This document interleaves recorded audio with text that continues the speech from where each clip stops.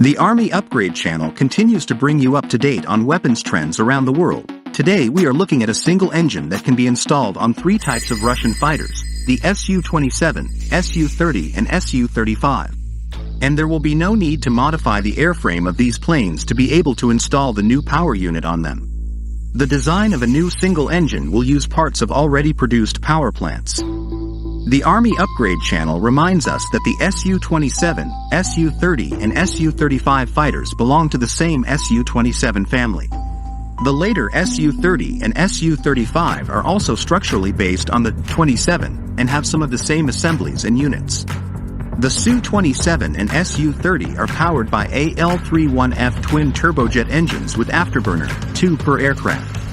At 4.9 meters in length and 1.2 meters in diameter, the AL-31F engines are capable of developing up to 75 kilonewtons of thrust and up to 122 kilonewtons in afterburning mode. The Su-35 fighters are also equipped with AL-41F1S twin-circuit turbojet engines with afterburner and controlled thrust vector.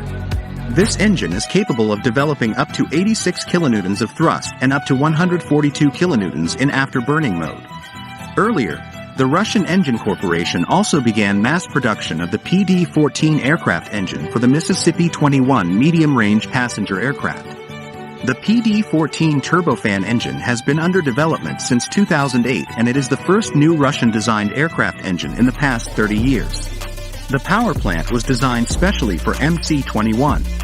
In addition to this airliner, more powerful versions of PD-14 can be installed on Tu-214 and IL-96 aircraft. See everything about the U.S. Navy Blue Angels aerobatic team at the end of the video at the link. See you on the Army Upgrade channel.